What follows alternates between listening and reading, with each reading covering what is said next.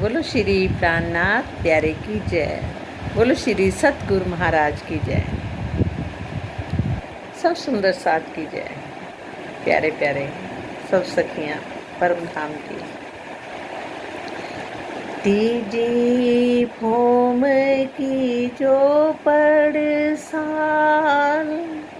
ठोर बड़े दरवाजे विशाल, धनियावत है उठ प्रातः, बंसी जत अमृत घाट। तीसरी भूमिका की जो पड़साल है, जहाँ काफ़ी लंबी चौड़ी जगह है।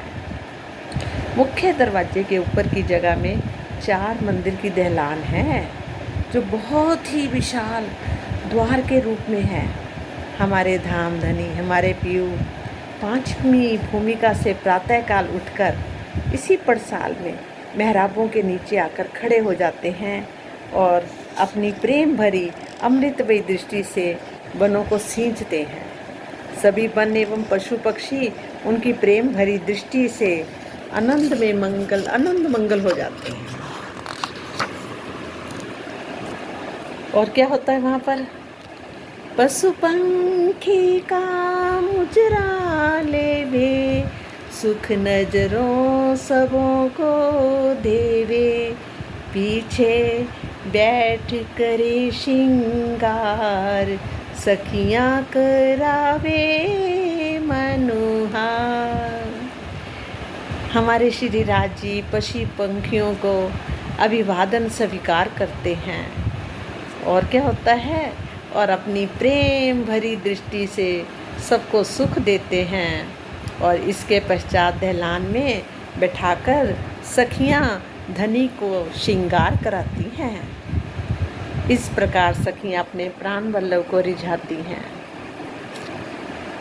सोचो, आज आप ही हो, आज आप श्रृंगार करा रहे हो अपने प्रीतम को। सुंदर, जो आपके मन में आता है वैसा श्रृंगार। श्री श्यामा जी मंदिर और रंग आसमानी है वाठोर, 4 सखियाँ श्रृंगार करावे, श्यामा जी श्री धन जी के पासे आवे। दूसरी हार का पहला मंदिर 28 स्तंभ के चौक के दक्षिण दिशा में आसमानी रंग का है और जिसमें श्यामा जी का श्रृंगार होता है। 4 सखियाँ श्री राज जी का और 4 सखियाँ श्यामा जी का श्रृंगार कराती हैं और श्रृंगार सजाकर श्यामा जी श्री राज जी के पास आते हैं। शोभा क्यों कर कहूँ जामुख, चित के लिए होत हैं सुख, चित दे दे समारथ से थी, हेत कर कर बेनी गूंथी। जुगल स्वरूप की इस शोभा का वर्णन मैं इस मुख से कैसे करूं? इस शोभा को अपने हृदय मंदिर में बसा लेने पर आनंद ही आनंद प्राप्त होता है। सखियां बहुत ही ध्यानपूर्वक एक दूसरे की मांग संवारती हैं और अति प्यार से एक दूसरे की चोटी भी गूंथती हैं। मीनो मीने श्रृंगारे करावे, एक दूजी को भूखन पहरावे, साथ श्रृंगार करके आवे, जैसा धनी जी के मन भावे। सभी सखियां आपस में एक दूसरे का श्रृंगार कराती हैं और वे एक दूसरे को सुंदर सुंदर आभूषण पहनाती हैं। प्रीतम हमारे श्री राज जी को जैसा श्रृंगार अच्छा लगता है वैसा ही श्रृंगार सजकर सखियां अपने प्राण वल्लभ के पास पहुंच जाती हैं। सैया लटकतियाँ करे चाल, जो धनी मन होत रसाल, सैया आवत बोले वानी, संग एक दूजी पे से आनी। परम धाम की जी अंगनाएं इस प्रकार प्रेम भरी मस्ती की चाल से धनी के पास आती हैं, लटकती मटकती इठलाती कोमलता से आती हैं कि अति प्रसन्न हो जाए। सखियां प्रेम की लीला में बहुत ही चतुर हैं, सखियां बहुत चतुर हैं। वे एक दूसरे के साथ प्रेम की ही बातें करते हुए श्री राज जी के पास आती। यद्यपि नाराज और प्रसन्न होना मानवीय प्रवृत्ति है, हम लोगों की प्रवृत्ति है मानवीय की इस ब्रह्मांड में, किंतु लीला रूप में धाम धनी को प्रसन्न होने की जहाँ बात कही गई है, वस्तुतः आशिक प्रेमी अपने माशूक प्रेमास्पद को रिझाना चाहता है। यदि वह इसमें सफल हो जाता है तो बोलचाल की भाषा में इसे प्रसन्न करना कहा जाता है। ये जो छुपाई आई है, सैयां लटकतियाँ करे चाल, इस छुपाई में यही भाव व्यक्त किया गया है कि रिझाने का तात्पर्य है अपने अस्तित्व को मिटाकर, अपनी मैं को मिटाकर अपने हृदय में सर्वस्व प्रेम अपने प्रेमास्पद के प्रति समर्पित कर देना। सैया आवत करे झनकार, झन झन झन झन उनकी पायलिया बाज रही है। पाए भूखन भोम ठमकार, झलकतियाँ रे मलपतियाँ, रंग रस में चैन करतियाँ। सखियाँ जब श्री राज जी के पास आती हैं तो उनके चरणों के धरती पर पड़ने से पैरों के आभूषणों में झनकार होती है। झन जना झन झन जना झन। मुस्कुराती हुई उन सखियों की नूरी शोभा हमेशा ही झलकार करती हैं।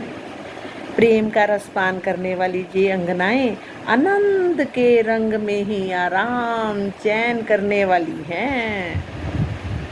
ब्रह्मात्माओं के चरणों में झांझरी, घुंघरी, काफी, कड़ला, अनवट, बिछुए, आभूषण जगमग जगमग कर रहे हैं, नूरमयी हैं। और वो बोलते भी हैं, बात भी करते हैं, क्योंकि वो चेतन हैं। जो उनकी पुतलियाँ होती हैं ना, पुतलियाँ, वो क्या करती हैं, बोलती हैं, बातें करती हैं। सखियों देखो, हम अपने पिया के चरणों में सज रही हैं और वो नाचने लग जाती हैं।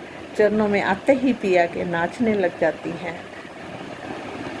वहाँ की शोभा का क्या वर्णन है, हमारे पिया प्रीतम। और जब उनके पैर धरती पर पड़ते हैं तो इन आभूषणों से अति मोहक ध्वनि निकलती है, जिससे इस चंपाई में झनकार कहा गया है। कहते ना, सैया आवत करे झनकार, झन झन झन झन करती हुई आवाज आती है। कंठ कंठ में बाहों धरतियाँ, जित एक दूजी को हरतियाँ। कंठ कंठ एक दूसरे के गले में बाहें डाल डाल कर लटकतियाँ मटकतियाँ चाल से अपने पिया को रिझाती हुई चली आ रही, झन झन झन झन करती हुई। और सुंदरियाँ रे शोभतियाँ, इतनी सुंदर, उनके जैसे कोई सुंदर ही नहीं है। शोभतियाँ, एक दूजी को हंसतियाँ, हंसते हुए एक दूसरे के साथ हंसती हुई, हा हा ऐसे हंसती हुई सब सखियाँ चली आती है ठुमकती हुई। वो कौन है, हम सब रूहें तो हैं। ये सखियों एक दूसरे के गले में बाहें डालकर और अन्यों के चित्त को सम्मोहित करते हुई, मतलब दूसरे भी उनसे सम्मोहित होते हैं। देख कितनी सुंदर लग रही है, अरे वो देख कितनी सुंदर लग रही है, इसको देखना कितनी सुंदर लग रही है, अरे मेरे पिया जी को तो देखो, मेरे पिया कितने सुंदर लग रहे हैं। अपने प्राण वल्लभ के पास आती हैं, ये सुंदरता की प्रतिमूर्ति है। एक दूसरे को हंसाती हुई और इन सखियों के विलक्षण शोभा हो रही है। डूब जाओ इस देखते देखते, याद करो वो दिन, भूलो हम जो भूल गई हैं यहाँ आकर, अपने वो दिन याद करो। हम कैसे उछलती कूदती सारा दिन रंग महल में घूमती थी, कैसे अपने प्रीतम से बातें करती थी, कैसे उनके साथ झूले झूलती थी, कैसे हम आठों कहीं जब हम रसोई घर में खाना खाते थे, कैसे हम झूले झूलती थी, सब दिन याद करो। ये हमारे पिया हमें याद दिलाने के लिए ही ये सारी बातें वो कर रहे हैं। ये उनके मुख की वाणी है, हमारे पिया हमें याद दिला रहे हैं। ये हमारी और उनकी बातें हैं। इसको आम चीज़ मत समझना, ये कोई मामूली चीज़ नहीं है। ये उस सच्चिदानंद, उस पावन परमेश्वर की खुद की वाणी है, खुद के मुख से निकली हुई वाणी है। ये वाणी भी अगर हम आज ये पढ़ रहे हैं, बोल रहे हैं, सुन रहे हैं, सुना रहे हैं, तो वो हम नहीं, हमारे प्रीतम सुना रहे हैं। ये उनकी बात कोई इस मुख से कर सकता है? ये झूठे संसार के मुखों से हम उनकी बातें नहीं कर सकते। ये हमारे प्राण प्रिय, प्राण वल्लभ, हमारे प्रीतम हैं, हम रूहों के मालिक हैं। कई फलंग दे उछलतियाँ, कई फूल लता जो फेरतियाँ, कई हल्के हल्के हालतियाँ, कोई मालतियाँ मचकतियाँ, और कई ब्रह्मंगनाएं तो छलांगे लगाकर उछलती हुई आती हैं, छलांगे लगा लगा कर ऊपर नीचे ऐसे होती आती हैं। कई फूल जहाँ लिपटी हुई लता की तरह घुमरी चक्कर फिरती हुई आती हैं, जैसे ऐसे करके घूम के चक्कर मारना, अपना श्रृंगार दिखाना। देखो सखी, देखो देखो मैं कैसी लग रही हूँ, एक से एक बढ़कर। ये अपनी बातें हैं, याद करो सखियों, जो हम भूल गई हैं। और छलांगे लगाकर उछलती हुई आती हैं। कई फूल जहाँ लिपटी हुई लता की तरह घुमरी चक्कर फिरती हुई आती हैं, कई तो हल्के हल्के हिलती हुई आती हैं, और कई सखियाँ धनी के पास प्रेम की मस्ती में मटकती हुई आती हैं। जैसे सोचो, वो टाइम याद करो अपने बचपन के, जब हम कैसे उछलते कूदते घूमते फिरते थे।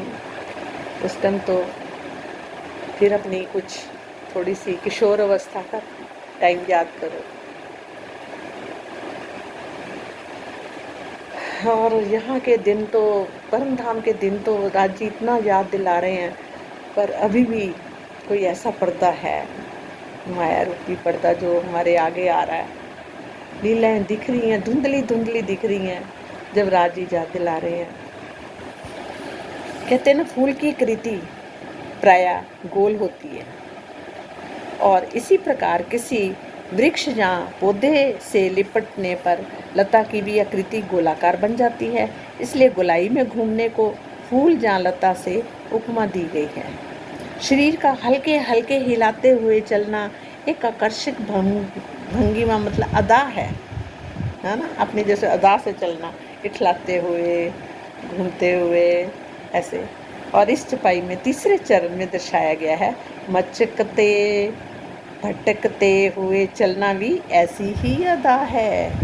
कई आवत हैं ठेलतियाँ, जुथ जल लहरा ज्यों लेवतियाँ, कई आवे भमरी फिरतियाँ, भमरी की तरफ फिरतियाँ हुई, एक दूजी पर गिरतियाँ, हंसते हंसते, जैसे कोई एक दूसरे, हाँ ऐसे गिर गई, कोई ऐसे गिर गई, प्रेम से जैसे हम लोग ऐसे एक दूसरे के ऊपर उछलती कूदती सखियाँ सब हम आती हैं। जिस प्रकार था जल राशि में लहरें उठती रहती हैं, जब समुद्र के किनारे जाओ, कैसे आओ, ऐसे जल आता है, ऐसे आता, फिर ऐसे आता, हम उसमें बीच में चली जाती हैं, लहरों के बीच में, है ना, चली जाती है ना।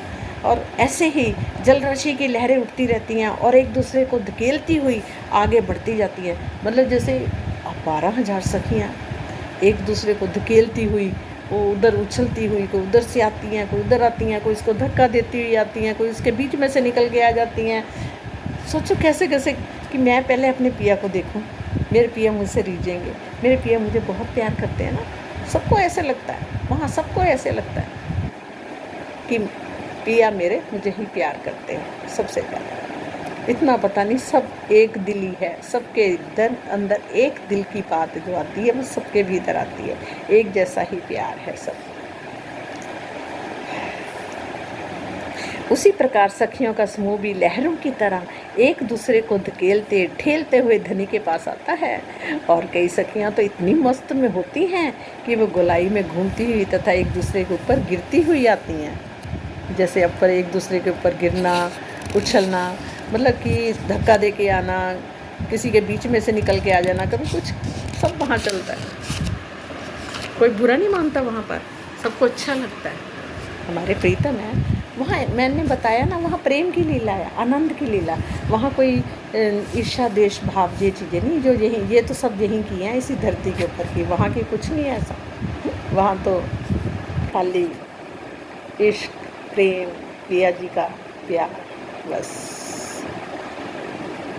कई सीधियाँ सलकतियाँ, कई विद्यावे जो चलतियाँ, सखी एक दूजी के आगे, आए आए के चरणों लागे।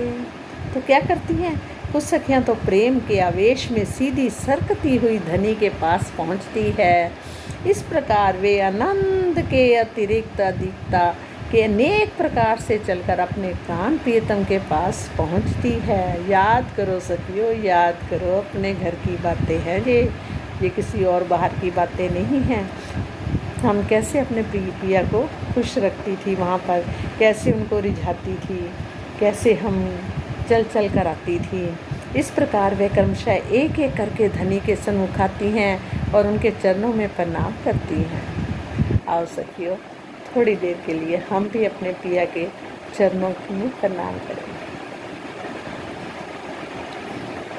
लाख तले लालेड़ियाँ पिया मैं पाऊँ कैसे, तेरे चरणों की महिमा को पिया मैं गाऊँ कैसे।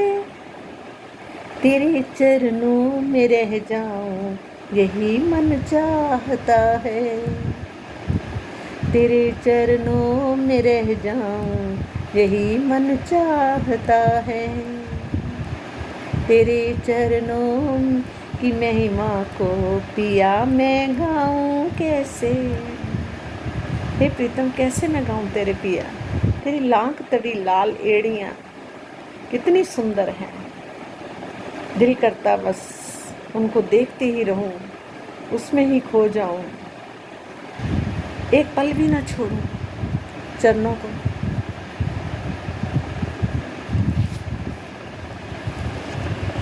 खाना पीना खिन खिन लिया, प्यार अरस रूहन, पल पल मासुक देखना यही आहार आशिकन।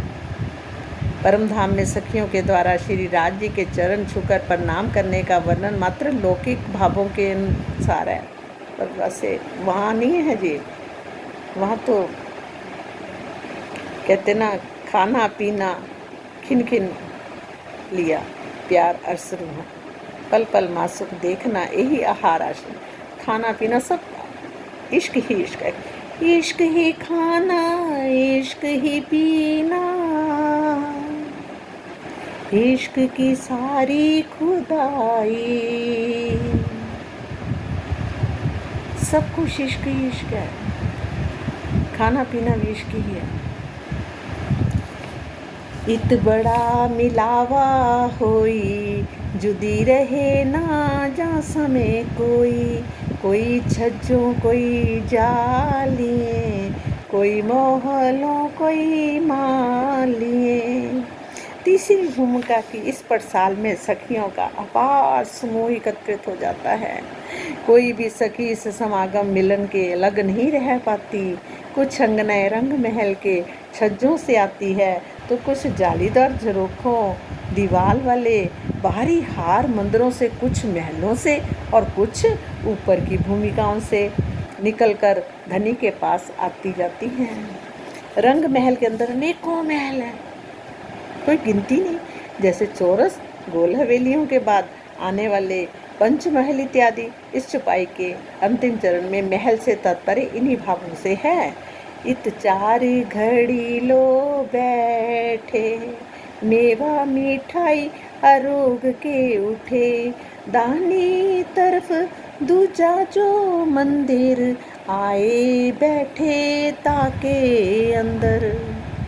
इस पटसाल में, पटसाल दहलान या चबूतरा कुछ भी बोलो, वे धामधनी लगभग 1.5 घंटे तक बैठते हैं वहाँ पर। हमारे धामधनी, हमारे पिया जी 1.5 घंटे तक बैठते हैं और प्रेम पूर्वक मेवे मिठाइयों को ग्रहण करते हैं। इसके पश्चात बाईं और दक्षिण दिशा में जो दूसरा मंदिर है उसमें आकर विराजमान हो जाते हैं। नीला ना पीला रंग ताकि उठत कई तरंग, दो रंगों की उठत झाई, इन मंदिरों दीवालों की ताई।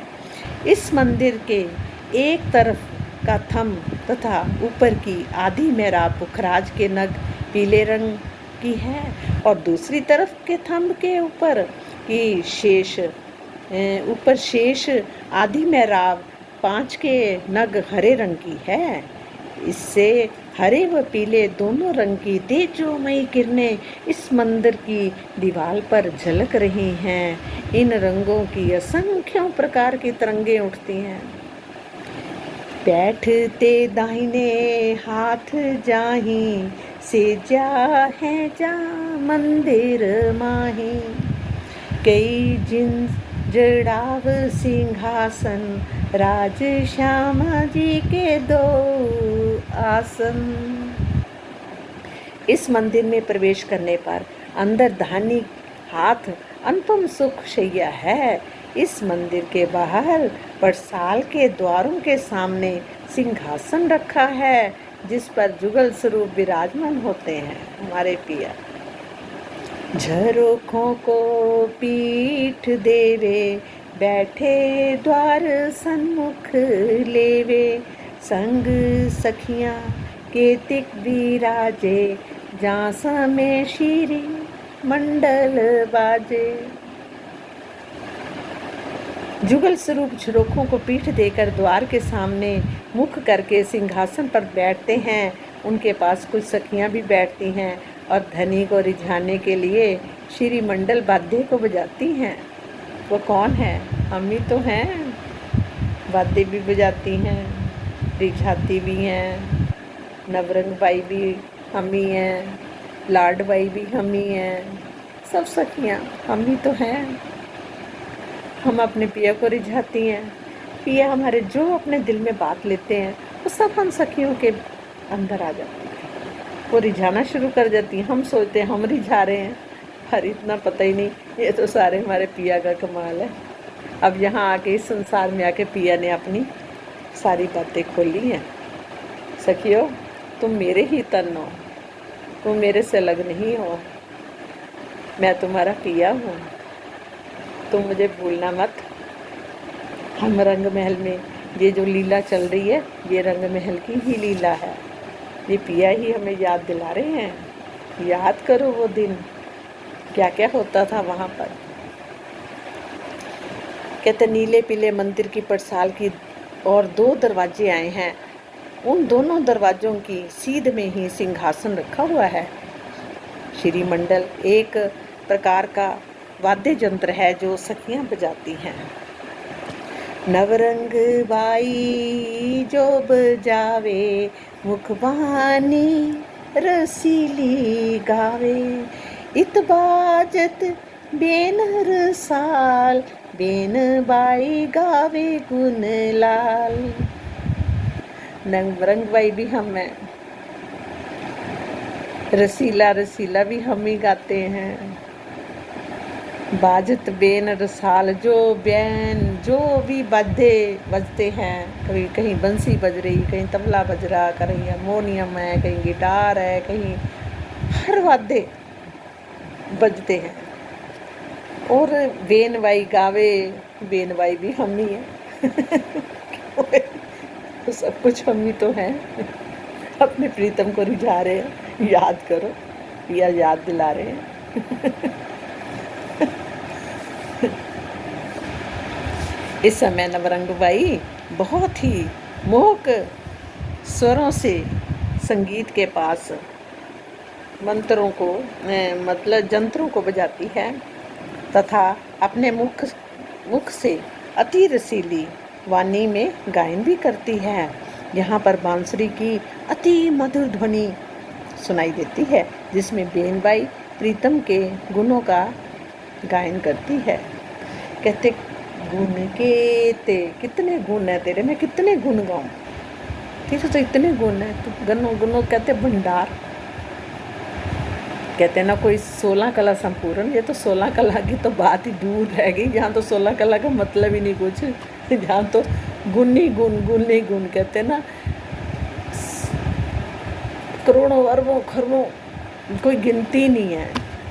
फिर कहते हैं निष्कलंक क्यों बोलते हैं, निष्कलंक अवतार क्यों बोला गया उनको, कि जिनके ऊपर कोई कलंक ही नहीं है, इतने प्यारे, उनके ऊपर कोई कुछ कलंक नहीं लग सकता। शब्दातीत है, शब्दों से भी परे हैं। असंख्य नाम है उनके, अरबों खरबों नाम है उनके। हर एक पक्षी उनका नाम ले लेके पुकारता है। अगर कोई बीन भी बजाता है, बांसुरी बजाता है, उसमें भी पिया के नाम ही होते हैं। मधुर मधुर सुंदर सुंदर नाम ले लेके पुकारते हैं अपने पिया को। सखी एक निकसे एक बैठे, एक आवे उठे एक बैठे, एक उठे एक बैठे। इन समय भगवान जीत, दर्शन को आवे नित। इन सखियों में से कोई भी निकल कर बाहर जाती है। कहते इन सखियों में से कोई तो निकल कर बाहर जाती है, और कोई बाहर कहीं से आकर इनमें सम्मिलित हो जाती है। एक आकर बैठ जाती है, एक उठकर खड़ी हो जाती है। इसी समय अक्षर ब्रह्म अक्षरातीत का दर्शन करने के लिए आते हैं, और ये नित्य पति की लीला है। एक बात है, कहते ना जो अक्षर ब्रह्म है वो उनके सत्ता का स्वरूप है, बिल्कुल रूबरू एक जैसे। अपना एक स्वरूप उनका कौन सा है, अक्षर ब्रह्म का। सिर्फ अक्षर ब्रह्म ही उनका दर्शन करने जाते हैं। उस धरती परम धाम की धरती पर कोई दूसरा जा ही नहीं सकता।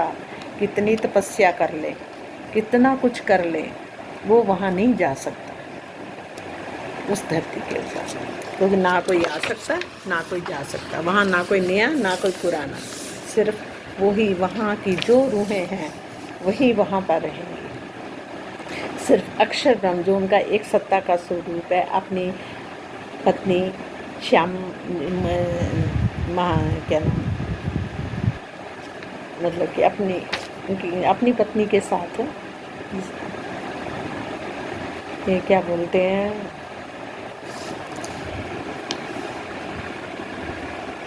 महालक्ष्मी बोलते हैं। उनकी पत्नी है महालक्ष्मी। देखो आज तक पहले हम लोग भी उनकी पूजा महालक्ष्मी की करते थे, और क्या होता था हमें पता ही नहीं था महालक्ष्मी है कौन। अब पता चला कि महालक्ष्मी अक्षर ब्रह्म जी की पत्नी है। मतलब सोचो कि एक अंग अगर उनका श्याम जी हैं, एक अंग उनका श्यामा जी हैं, और एक अंग उनका कौन सा है, अक्षर ब्रह्म, उनका सत्ता का स्वरूप जो आगे सत्ता चला रहे हैं। तो खुद ही है ना, खुद ही है देखा जाए तो।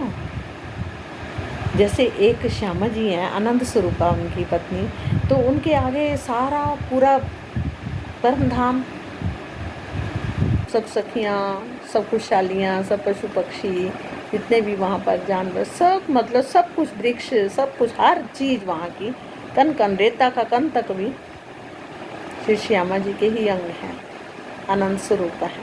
तो ऐसे अक्षरधाम भी उनका दूसरा अंग है। तो क्या है, वो उनसे अलग तो नहीं है ना। चाहे अक्षर ब्रह्म को भी वहाँ की लीला नहीं पता, और मतलब कि सखियों को, श्यामा जी तक को भी नहीं पता कि दूसरा पुरुष भी है, और हमेशा से रह रहे हैं वहीं परम धाम की धरती पर, और एक दूसरे को कभी उन्होंने ऐसी लीला वहाँ करी हुई है कि वो उनको नहीं देख सकते और वो उनको नहीं देख सकते। उनको अक्षर ब्रह्म दिखाई नहीं, रोज दर्शन करने आते पर नहीं दिखाई देते। तो दूसरा सोचो उस धरती पर कौन जा सकता है, उस परम धाम की धरती पर। कह रहे हैं कितने ही करोड़ों अरबों खरबों सालों तक तुम जैसे लक्ष्मी जी ने 7 कल्पांतर तपस्या करी, वो उनका पता तक नहीं पा सके। शिव जी कब से उनकी तपस्या कर रहे हैं, उनकी तपस्या में लीन रहते हैं, वो भी वहाँ नहीं जा सकते। कोई भी शक्ति वहाँ नहीं जा सकती। और आज सोचो वो रूहें अगर इस धरती पर आई हैं और इन जीवों के शरीरों पे आके रूहें बैठी हैं, आत्माएं बैठी हैं, तो वहाँ से वहाँ का ज्ञान भी यहाँ आ गया। अपनी रूहों की खातिर उन्होंने वो लेके आए हैं। और अब की बार क्या कह रहे हैं, अब की बार मैं आया हूँ तो इस ब्रह्मांड को मुक्त ना कर दूँ तो मेरा आने का कोई फ़ायदा नहीं। तभी कहते हैं 28वां कलयुग बुद्ध निष्कलंक अवतार आएंगे, और कलिक अवतार बोलते हैं। और लोग सोच रहे हैं अभी आएंगे, अभी आए नहीं, आएंगे। वो सोचते ऐसे घोड़े पे ही बैठ के आएंगे, मतलब जैसे उनका, और अपना शरीर समेत आएंगे। ये मनुष्य रूप में ही, तनों के ऊपर ही आकर वो सब रूहें बैठी हैं। और हमारे पिया जी भी आए हैं, और श्यामा जी भी आई हैं, सब सखियाँ भी आई हैं। अब उनको याद कराने के लिए, क्योंकि ये संसार भ्रम का जाल है एक भ्रम का। यहाँ आके हम सब भूल जाते हैं कि हम कौन है, कहाँ से आई, कहाँ जाना है। अब पिया ने हमें सारा याद दिलाया, ये सारी वहाँ की बातें सुना कर, वाणी सुना के, मधुर मधुर बंसरी की वाली ये बातें सुना के हमें याद दिला रहे हैं, और बता रहे हैं कि तुम भी उस घर की हो। और फिर सबसे बड़ी बात है कि सब जीवों को भी मुक्ति मिल जाएगी, जोग माया में सब अखंड हो जाएंगे। पर जिन जीवों के ऊपर रूहें आकर बैठी हैं, और जो जीव जागृत हो गए हैं, और जिन जीवों का अटूट विश्वास हो गया अपने प्रीतम के ऊपर, उनको सबसे पहली भिष्ट परम धाम की ही मिलेगी, जोग माया के अंदर, ना कि परम धाम के अंदर नहीं। परम धाम के अंदर तो वो ही रूहें जो वहीं बैठी हुई हैं, पर नज़रें यहाँ आई हैं, समझ लो वो वहाँ अपना उठ जाएंगी, तो उनको याद आ जाएगा कि हमने इस संसार में आके क्या क्या देखा। क्योंकि वहाँ पर बैठे बैठे ही हमारी नज़रों को घुमाकर वो इस धरती पर ले आए हैं। बैठे वहीं हैं, तन हमारे वहीं हैं। अब ये तन धारण किए हैं, तो अब हम इसी को समझ बैठे कि यही हम हैं, पर हमारे प्रीतम अपनी वाणी से हमें याद दिला रहे हैं। जब अक्षर ब्रह्म झरोखे की ओर देखते हैं, और श्री राज जी अपनी दृष्टि घुमाकर उन्हें दर्शन देते हैं, और अक्षर ब्रह्म उन्हें प्रणाम करके वापस लौट जाते हैं। इस परम धाम में अक्षरातीत के अतिरिक्त और कोई दूसरा है ही नहीं। वस्तुतः अक्षर और अक्षरातीत के रूप में एक ही स्वरूप लीला कर रहा है, केवल लीला में ही भिन्नता है। स्वलीला अद्वैत। परम धाम में सर्वत्र श्री राज जी ही किसी न किसी रूप में लीला कर रहे हैं। श्यामा जी, सखियाँ, अक्षर ब्रह्म, महालक्ष्मी, खूब खुशहालियाँ तथा 25 पक्ष उनकी हृदय के नूर के प्रकट स्वरूप हैं। इस प्रकार अक्षर व अक्षरातीत में बाह्यता ही लीला रूप में भेद किया जा सकता है, आंतरिक रूप से नहीं। इस छुपाई में उस मान्यता का भी खंडन होता है जिसमें अक्षर ब्रह्म को बाल स्वरूप एवं अक्षरातीत को किशोर स्वरूप में दर्शाया जाता है।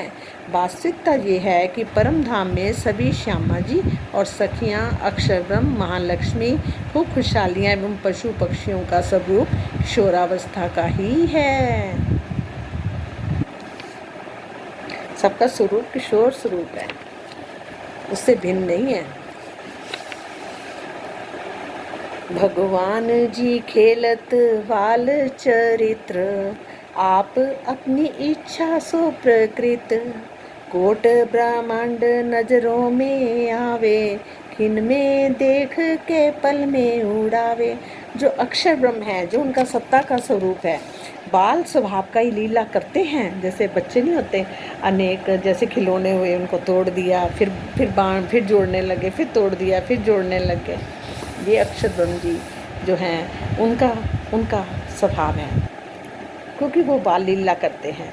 वे इच्छा मात्र से अपनी प्रकृति द्वारा करोड़ों ब्रह्मांडों का पल भर में सर्जित उत्पन्न कर देते हैं, और उन्हें देखकर क्षण भर में ही लय भी कर देते हैं।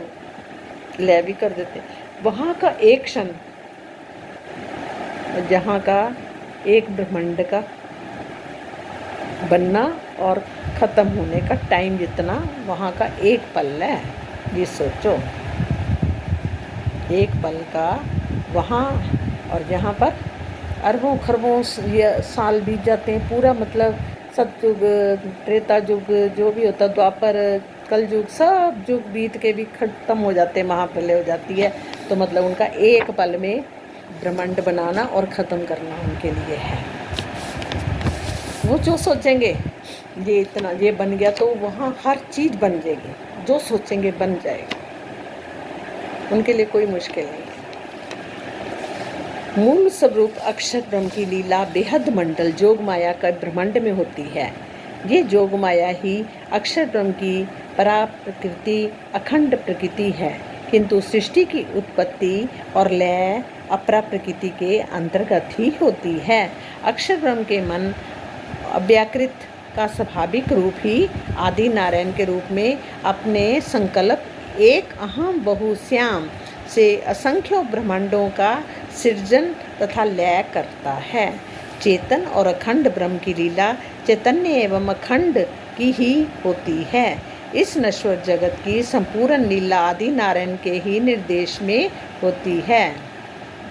जितने भी ये ब्रह्मांड बने आदि नारायण के निर्देश में ही होती है। जितने ब्रह्मांड है, सत्स्वरूप प्रकृति माया को सद्रूप माया, केवल ब्रह्म की प्रकृति और चिद्रूप माया तथा अव्याकृत की माया का अव्यक्त माया कहते हैं। अक्षर ब्रह्म अक्षरधाम में विराजमान होकर मात्र इच्छा करते हैं और उनकी दृष्टि में असंख्य ब्रह्मांडों का उदय अस्त होता रहता है, जिनका संपादन उनके अंतस्करण की ही शक्तियाँ करती हैं। अब देखो कि ये सब ब्रह्मांड, और जहाँ की दुनिया, यहाँ के लोग अक्षर ब्रह्म को भी नहीं जानते। वो कहते हैं आदि नारायण। एक हमारे यहाँ जंगला वाले माता जी बोलते हैं, वो देवी को बहुत मानते हैं। और वो मुझे तो मालूम, मेरे पिया ने दिला दिया कि मैं कौन हूँ और वो कौन है। तो अब वो मेरे को सुना रहे, बता रहे कि आदि नारायण से ही ये आदि, वो माँ आदि है, वो माँ आदि है, आदि शक्ति है। और मुझे तो मालूम है कि आदि नारायण कौन है, जबकि इस ब्रह्मांड के भी वो बनाने वाले हैं। उन्हीं से ही आगे लक्ष्मी नारायण हुए, लक्ष्मी नारायण से त्रिगुण हुए, जैसे कौन ब्रह्मा विष्णु महेश हुए। उनके आगे से आगे लीला सब चल रही है, अनेकों देवी देवता आगे लीला पे लीला हुई है। इसी तरह से ये एक ब्रह्मांड नहीं, ऐसे ब्रह्मांडों की तो गिनती ही नहीं है, अपरंपार, जिनका पार ही नहीं है, ऐसे ऐसे ब्रह्मांड रचे हुए हैं। ये अक्षर ब्रह्म के का जो मन है अव्याकृत, उनसे मतलब आदि नारायण शक्ति से, मतलब वहाँ से आगे ये ब्रह्मांड बने हैं, जहाँ हम रह रहे हैं, इस धरती पर भी रह रहे हैं। जैसे कहते हैं ना, ये 14 लोग कहते हैं, 7 लोग नीचे हैं, 8वां धरती आ जाता है, भूलोक हो जाता है, उसके ऊपर भी 6 लोग हैं, उसके ऊपर आगे ब्रह्मा विष्णु महेश, इन तीनों के ब्रह्मांड है। और लोग रंग महल कहते हैं, वो कहते हैं कि रंग महल उनके भी रंग महल हैं, वो भी अपने रंग महलों में ही रहते हैं। तो इस तरह से सारे आगे आगे, फिर उसके बाद आगे निराकार, लोग निराकार तक ही मानते हैं, लोग कहते हैं कि निराकार ही परमात्मा है, पर हमारे प्रीतम तो प्रीतम है। ओरे तो लीला किशोर सैया सुख लेवे अति जोर, ए लीला सुख केता कहूँ, जाको पार परमान ना लहूँ। इस प्रकार परम धाम की जे अति प्रेममय किशोर लीला है। सखियाँ इस लीला का बहुत ही सुख लेती हैं। इस लीला के सुख का मैं कितना वर्णन करूं, मैं किसी के प्रमाण से इसकी सीमा का कथन नहीं कर सकती। सखियाँ के तेक बन में जावे, साक पान मेवा सब ल्यावे, घड़ी चार खेल तित करे, दिन पाहर चढ़ते आवे धरे। इस समय कुछ सखियाँ क्या करती हैं, वनों में जाती हैं। सखियों, याद करो कि हम में ही से कुछ सखियां तो वनों में चली जाती हैं, जहाँ से वे तरह तरह की हम लोग साग सब्जियां मेवे लाती हैं, और वे वनों में 4 घड़ी 1.5 घंटे तक अनेकों प्रकार के खेल भी हम करती हैं। याद करो, कभी झूले झूलती हैं, कभी नहरों में, कभी चाहे बच्चों में जल के किनारे पर बैठ के अपने पाँव नीचे रख के झक झक पानी को उछलती हैं, ऊपर नीचे करती हैं, कभी एक दूसरे के ऊपर पानी ऐसे ऐसे करके डालती हैं, और कभी हम पेड़ों की शाखाओं को ही पकड़ के झूलती हैं, कभी एक ब्रह्म वहाँ कर एक भौम से दूसरी भौम, दूसरी भौम से तीसरी भौम, कभी बड़ों वन की मतलब उसके ऊपर चले जाती हैं, 5-5 भौम के ऊपर चांदियों पे चले जाती हैं, वहाँ से चलते चलते जाते जाते वनों में जाती हैं, कभी अन्न वन में, कभी धूप दलीचे में, कभी फूल बाग में, वहाँ फूल बाग में जाती हैं। हम सखियाँ क्या करती हैं, सुंदर सुंदर फूलों के हार पूरे श्रृंगार बना कर लाती हैं, और अपने पिया जी को आके उनका श्रृंगार भी करती हैं, उनको खुश भी करती हैं। और हमारे पिया भी हम पर बहुत ही रिझते हैं, बहुत प्यार करते हैं। याद करो, याद आया? कुछ नहीं आया? नहीं आया? याद करो ना, थोड़ा सा अच्छे से याद करो कैसे कैसे हम सखियाँ करती हैं। कभी टांगों में टांगे ऐसे फंसा कर एक दूसरे के ऊपर उछलती हैं, कभी कूदती हैं, कभी हम क्या करती हैं, घोड़ों पर बैठ के चल पड़ती हैं, कभी हमारे पंख लग जाते हैं, हम पंख बन के भी उड़ जाते हैं, मिनट में ही हम कहाँ का कहाँ घूम के आ जाती हैं। ये पिया जाने जब मैं जानूं जब तू जाने, सखियो जागो जागो जागो, पिया जगाने आए हैं।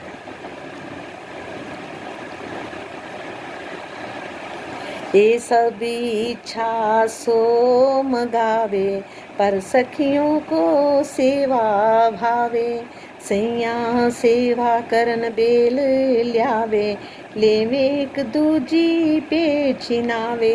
यद्यपि सखियां इच्छा मात्र से ही संपूर्ण सामग्री पल भर में मंगा सकती हैं, किंतु उन्हें अपने प्राण प्रियतम की सेवा करने का आनंद आता है। धनी को अधिक देर तक रिझाने की भावना से वे सेवा कार्य को और अधिक समय तक बढ़ाती जाती हैं। प्रेम की अधिकता के कारण वे दूसरी की सेवा को लेकर छीन कर स्वयं ही करना चाहती हैं। परम धाम में सेवा प्रेम में ही है। ये काल माया के ब्रह्मांड की तरह सत्ता का दबाव के भय के साये में नहीं होती। सखियां संसार की तरह तरह सेवा कार्य को बोझ नहीं मानती, जहाँ हमें बोझा लगता है ना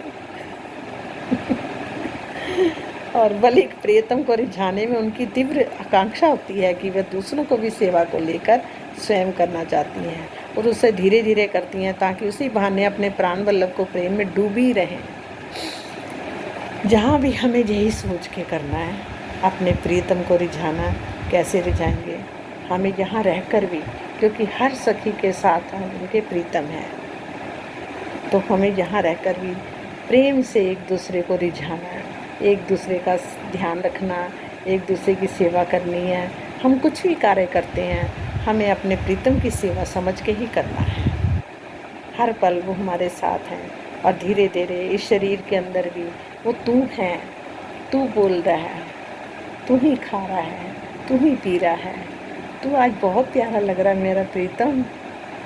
अपने आप को आईने में देख के बोलो, हे प्रीतम, ये चेहरा भी तो तेरा ही है अब, क्योंकि इसमें तो तू बैठा है।